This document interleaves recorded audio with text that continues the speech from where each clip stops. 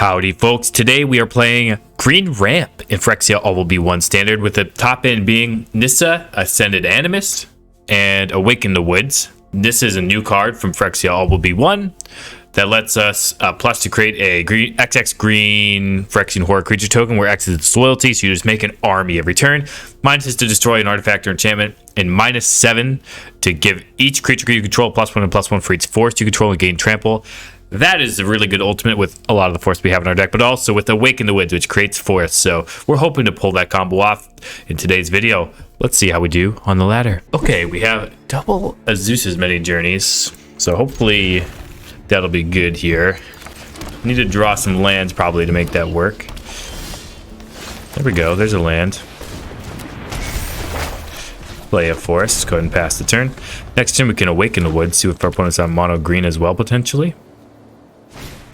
Bushwhack. So we're getting a basic land card, yep. Gets a forest, and they are passing. Alright, we're gonna gain some life.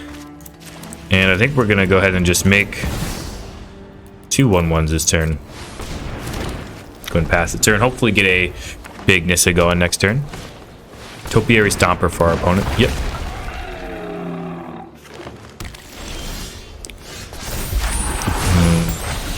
Flip to the backside here. I think we're just going to play our Nissa here. Plus it. Get a 6/6 and pass and start making the army and hope it's good enough. That's what our deck does. We just ramp into big spells. Our opponent can play lands from the top card of the top of the library. Opponent, I have to imagine, has big spells of their own.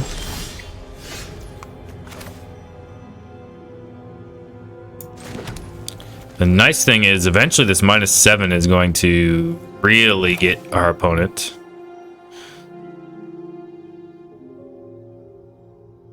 Yeah, I think we're gonna play the Defiler of Vigor plus the Nissa. Our opponent knows it's GG's. We're just thinking about ways to kill him, and they're thinking about leaving the game. GG's, folks. All right, opponent goes first here. We'll keep and get a land with the Bushwhack, so we have more lands for the Azusa's many journeys. Yep, definitely gonna get a land with a Bushwhack. Give me that forest. Triple Defiler. Hopefully Defiler is good in whatever matchup this is. Mono white. No extra lands that we're drawing. Gonna get some toxic going onto us. This is just mono white. Scrawl's Hive, okay.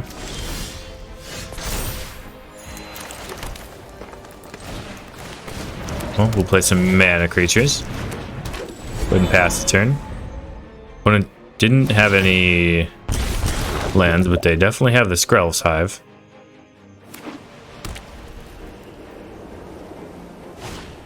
Wedding Announcement, okay. Probably a Modrak tokens deck.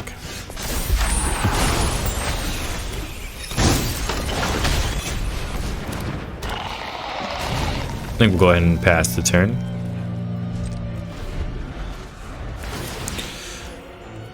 Opponent continuing to build their board of tokens. See if they have a Modrak. Restoration of a Ganja. Okay, so they must be hurting for lands here.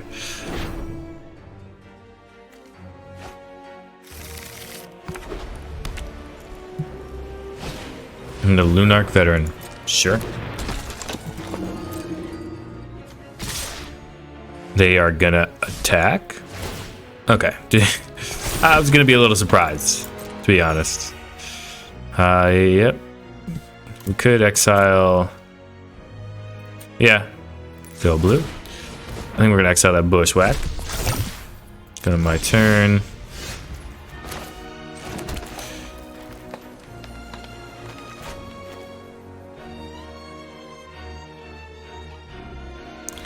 Yeah, we're gonna pay the Phyrexian here. Auto pay the 4.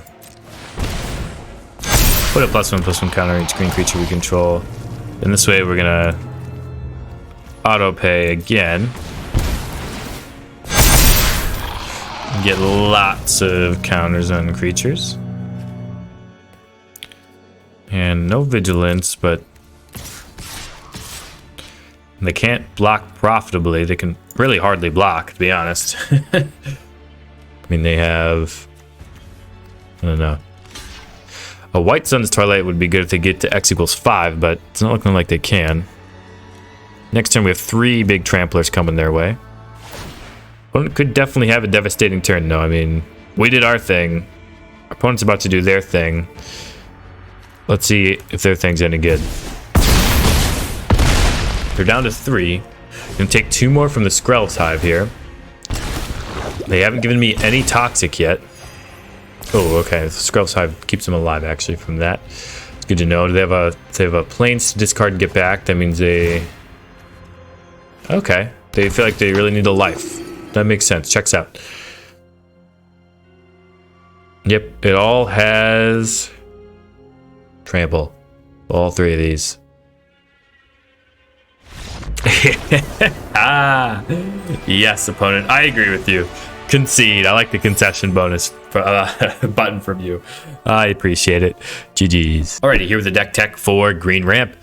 And you can kind of see the game plan. I mean, we're just planning to play Armored Scrapgorger, Azusa's Many Journeys, Land of War Loamspeaker into Topiary Stomper, and then to hopefully get a turn 4 Defiler, Wrenn and Seven, or Nissa. That is the whole goal. Get those spells ahead of schedule, which is pretty nice. All our creatures, really, at least the Topiary Stomper and the Scrapgorger, the nice thing about both of those is they eventually become bigger threats that also ramp you. So everybody knows about the Topiary Stomper. It's a creature that basically can attack or block, but it gets a land when it enters the battlefield, and so once you get 7 of those lands total, now it can attack and block. It's 4/4 with vigilance, so gets a body on it eventually. Armored Scrapgorger, it's a mana dork that also can become a 3/3 over time. Azusa's Many Journey is also something that lets you ramp an additional land, and then also becomes a 3/3 over time. Land of War Loamspeaker is a 1/3. Can tap to add a mana of any color, but it can also just make a 3/3 out of a land. So all of our ramp creatures have sort of this poor man's beatdown element to them. We have Bushwhack in this deck, primarily as a way to make sure our hand has a lot of lands in it for Azusa's Many Journeys and whatnot. There's gonna be a lot of games where you do get the basic land on turn 1, but you also have the utility of it just fighting creatures. So a Topiary Stomper on turn 3. If you already had an Azusa's Many Journeys on turn 2, or one of your other ramp creatures on turn 2, you play a Stomper on turn 3, you have an excess mana, and now you can go ahead and fight a different creature your opponent controls. That can be a huge swing in tempo. So it's definitely the plan with the Bushwhack. And then I really like Awaken the Woods in this deck for 2 reasons. The first reason is sometimes you can just get a lot of mana and you don't have a lot to do, and you just need to dump 12 mana somewhere, and you can make 10 1/1s. And that's not terrible. And then you have, almost twice as much mana the next turn. So it's not terrible. Certainly is not a bad plan. Also, it helps you ramp, and which that's that is positive in this deck, and it kind of gets you out of some spots. It fills your curve. It's kind of nice in that respect. And a big reason I like this, sneaky reason I like this, because this says a -7. Says until end of turn, creatures you control get +1/+1 for each forest you control and gain trample. Well, if you just happen to have a big Awaken the Woods, you have like 5 green forest dryad on the battlefield, you have 7 forests on the battlefield, that's 12 forests, and you happen to top deck a Nissa, well, you can immediately -7 the Nissa. Creatures you control gain +1/+1 for each forest you control and gain trample. In that scenario, we would gain +12/+12. We'd have 5 13/13s going on. I mean, with trample, that's hard to beat. So that's sort of the combo with the Awaken the Woods and then the Nissa Ascended Animist. We have the Defiler here just because it's an absurd card. Just grows your whole board. It's great with the mana dorks. As you saw in the last game, just scales very well with the build of the deck. And then the Wrenn and Seven here is not something that everybody plays, along with the Awaken the Woods. Both are spells that everybody plays, but I think I really like the Wrenn and Seven in this deck. You can put just a bunch of lands onto the battlefield. You can just get a bunch of lands from your deck into your hand, or you can just make huge creatures, which that's sort of the theme of this deck. You're just making huge creatures. It's kind of like a budget Nissa. Costs a little less. Makes sense to me. So that's the plan with the deck. We've been winning already, but let's see if we can keep the winning ways going. Okay, our opponent goes first, and we have a plan. Ramp to Nissa and see if it's good enough. See what our opponent is playing. Esper, seemingly. Well, we definitely need a land, so go ahead and get one. Opponent knows we're a mono green ramp deck, so might change how they play. But no, there's just a bank buster going on. Okay, Loamspeaker for us. Next turn we get a Topiary Stomper down, or we could potentially Awaken the Woods for 2. What the green decks in standard I feel like really need is a good 4-drop. So you play a ramp creature on turn 2, you know, an Azusa, Llanowar, Loamspeaker, or, you know, Armored Scrapgorger. And what we're really missing, I feel like, is some way to take advantage on turn 4. This game wouldn't matter if they killed our mana dork, but I think it's definitely something that would be worth looking into. And looking out for, rather, in future sets if they play a really nice a creature on turn 4 that maybe even ramps us, like they, you know, there was a double Topiary Stomper on a stick or something like that, or just really a double ramp spell in general, we would look into that. All right, well, opponent could easily have a counter here, but we're going with this, and that resolved quickly. And we can minus on the Bank Buster, but only is going to get one more creature. Actually, I think it's still worth it. We're gonna get rid of this Bank Buster. Get value out of the Nissa, just in case they have a way to remove it with like a Sheldred's Edict or something. But it didn't look like they did, because that, you know, didn't have it at instant speed at least.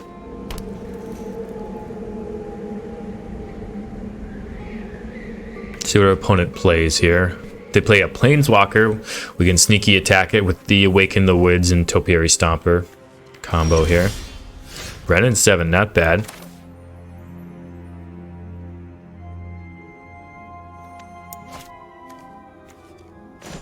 Attempt to plus the Nissa. See what our opponent does. See if they let us cast a Wrenn and Seven. Doesn't seem to have a problem with that. Okay. Yeah, we'll just make a 6/6 and let the turn go. See what our opponent has in terms of removal. Playing Cut Down. March of Otherworldly Life for 0. That's good against our tokens.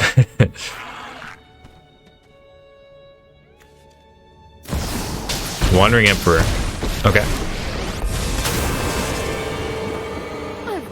So they can make it 2/2, and if they kill us 3/3, they can kill our Nissa. That means we can come back at them. The Wrenn and Seven. Oh, we'll block all day if they attack here. Yeah, come on. Easy block. We'll make it a 4/4 next turn, so we're fine with this.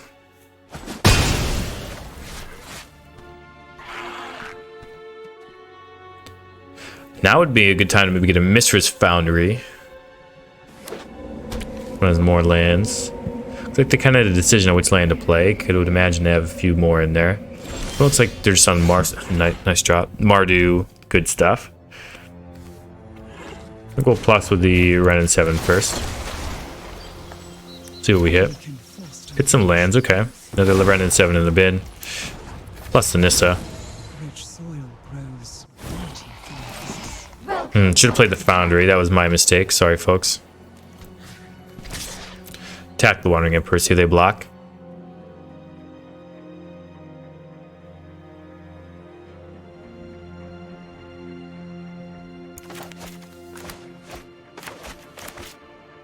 Never remove a spell. Takenuma. Interesting. They decide they're not blocking. You can cast this for 5, I believe. We'll go ahead and do that. If they tap out or anything, next turn we can play this Nissa from hand and really get after our opponent. Do they have Cut Down? Okay, they do. Indicates they don't have a Wrath. Interested to see what they have, though, that would make them feel like they still should be playing.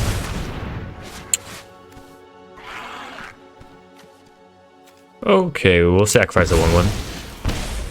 And the Wrenn and Seven.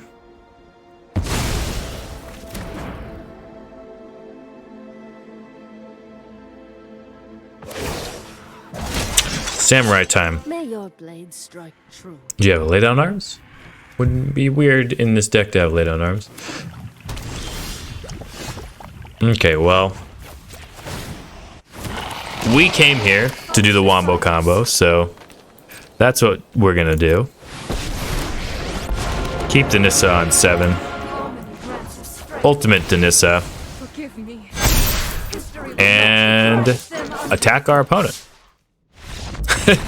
That's the combo, folks. There we go. That's why they're both in the deck. That makes your Nissa's pretty good at multiples and makes your opponent wish they were playing anybody else. GG's. Alright, opponent's going first. This is our hands. See if it's something that can combat what our opponent has going on. Opponent's on white by the looks of it. Next turn we can Azusa's many journeys and bushwhack again if need be. Ambitious farmhand, okay. Getting on the board.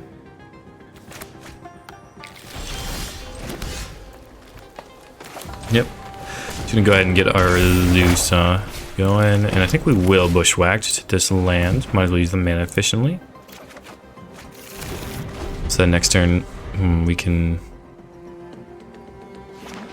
potentially play another bushwhack if we draw it or whatever we need. Opponent coming in for 1. Yep. Coming at us. Gonna gain some life from the Azusa's many journey. They have a Spirited Companion. Okay, so this is probably the Eternal Wanderer deck where I can blink these creatures. And we did draw it, okay. Interesting. I mean, it works out that way for us, I suppose. Let's get another land with a bushwhack. Go ahead and pass the turn. Next turn we'll have this Azusa's many journeys up to block. Hopefully our opponent doesn't play anything too nasty. If they play the white Phyrexian, or we'll probably be in trouble, but hopefully they don't. Could have a Wandering Emperor here as well. See what they play. We would like to see like the restoration of a Ganjo or something here. Something that gives us a little bit of time without directly putting anything onto the battlefield, so we can port this Wrenn and Seven. Spirited Companion, okay.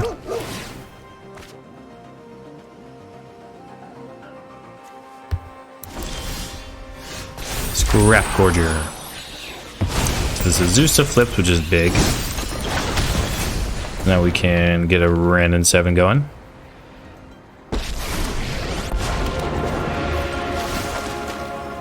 Make a big 6/6. Now if it lives, we can start getting lands, which will be big time. And it'll unlock our Stomper. See what they have. They don't have Coven. This ambitious farmhand at least. So that's good. That is something. They're in the tank. They could have 5 mana Elspeth here they could play. They could have AO Mondrak. So have some tokens going on over there, okay. Legendary creature, Phyrexian Horror. +1 the Wrenn and Seven. Hopefully get some lands here. We do. Bit of Stomper, I think that's fine.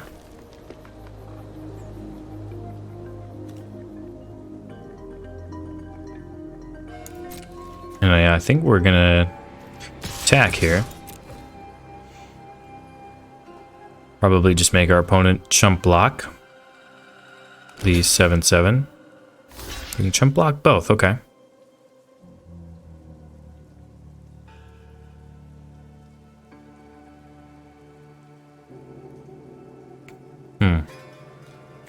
They're gonna sacrifice and give it indestructible, the Mondrak? Okay. Can respect that.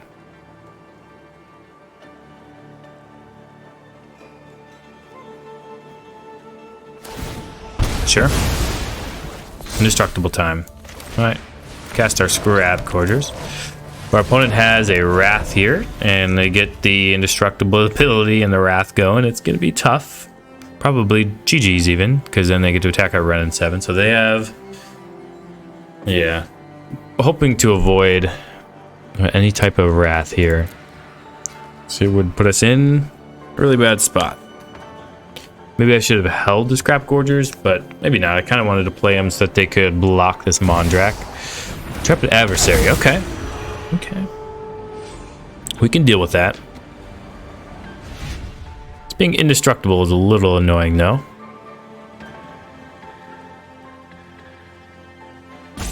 They didn't pay. They didn't pay. Interesting. They didn't attack either. Ooh, that's not bad at all.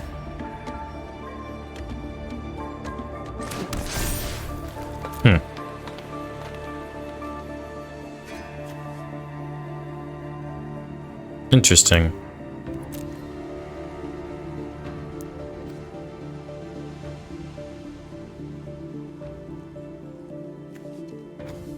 So we can do this for 8. Exile Spirited Companion. Exile Spirited Companion. That way they can get brought back by Sarah Paragon. And this is a 16/16, which is just going to get blocked right now. Would we rather create another 16/16? I think we would. Opponent's playing a lot of creatures to be playing. Like, this Intrepid Adversary really makes me feel like they don't have a Wrath. Hard to tell. We could attack both with the Tree Folk and the Stomper. And opponent's definitely going to just coven this ambitious farmhand, but if they do that, then they're getting low on stuff to do. Okay, exiles are 16/16. Alright, well, we have tons of creatures. If we draw a Nissa ever, this game ends. I mean, just look at all the trample and whatnot we would have going for us. We'd be a big fan of that if they don't have a Wrath and we just top deck Nissa.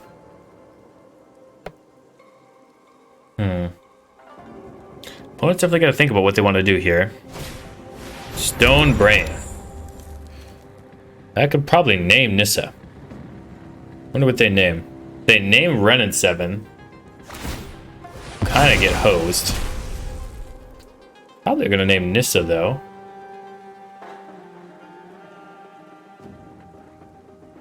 Wonder what their name. They're thinking Stonebrain main deck. Interesting. They named the wrong Nissa. That's tough. We don't have any Nissa of Shadowed Ball in our deck. You do have to feel for our opponent naming the wrong Nissa there.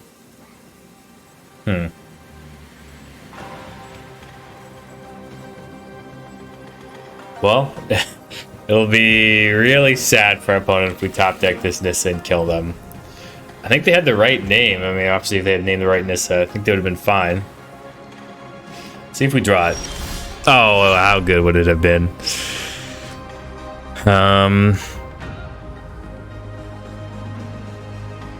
Yeah. I think we're just gonna get in with everybody. Keep back the Scrapgorgers. Get in with a lot more. Opponent's gonna block the 16/16 with a 4/4, I would imagine, unless they just want to chump block with a farmhand. Doesn't have trample. Okay, free block and a Stomper. That makes more sense. That makes more sense. Okay, opponent is not gonna block with the adversary. They are gonna block with the adversary. Okay. Tap some lands.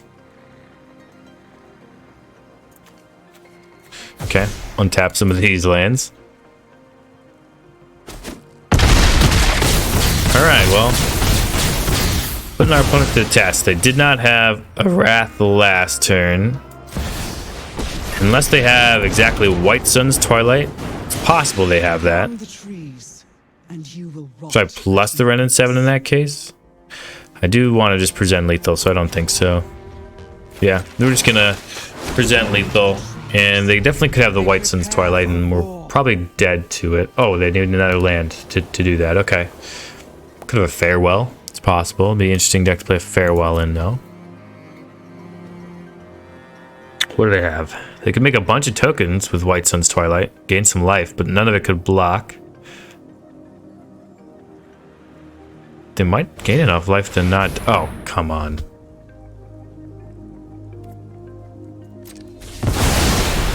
Yep. Yep. Mildar and Nissa, that's tough. They are a farewell deck, apparently. That is something to note. They have a Beseiju at least. Maybe that can get some work in. We'll see. Opponent has a full grip. Not sure what's in our opponent's deck at this time. They don't have, obviously, any thing in the graveyard. Ooh, Nissa.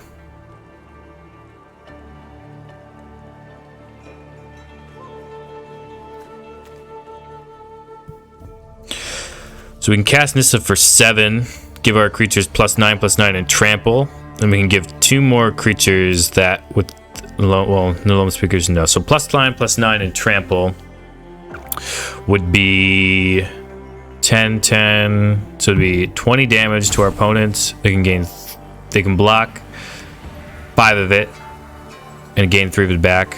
So I think that's lethal. You know, we'll take it.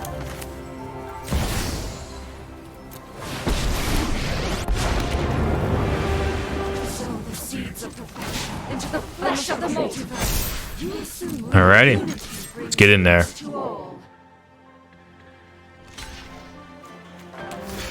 If that Stone Brain had only named the right creature, opponent.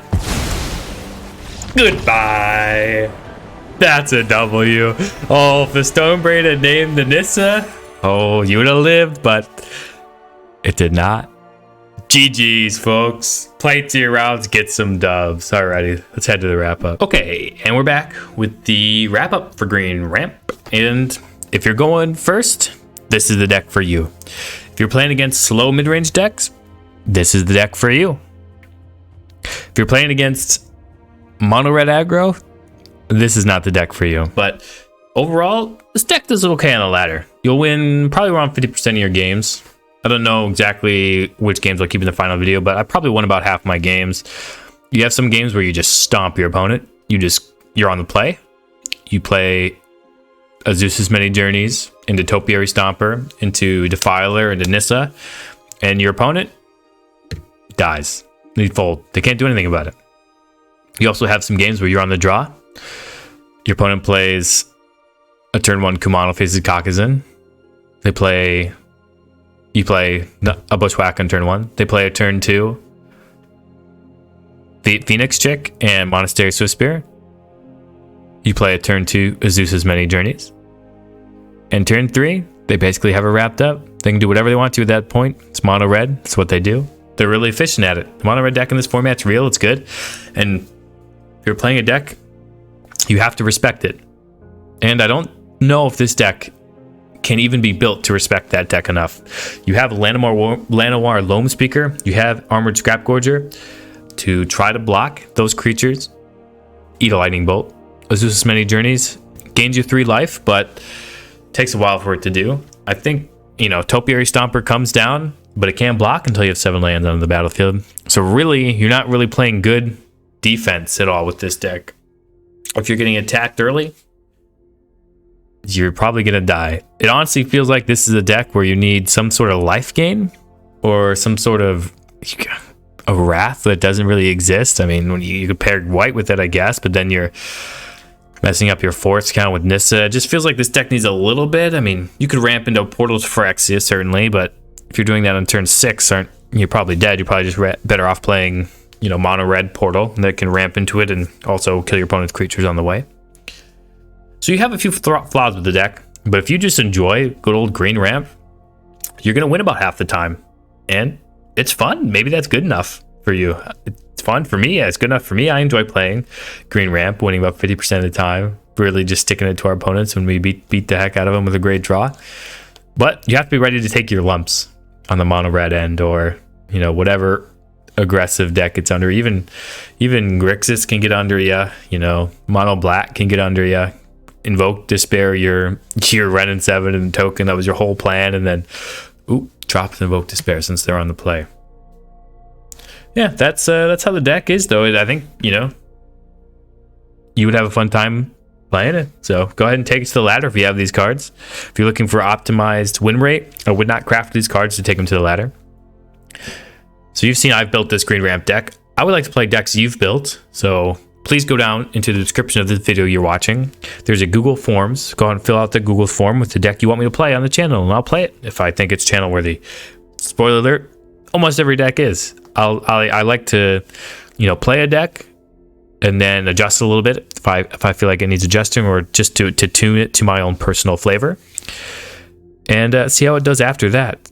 That's kind of what I like to do the most on this channel. So please go that route and submit some decks. I do like playing my own brews too, but you know, it's also really fun to play your brews.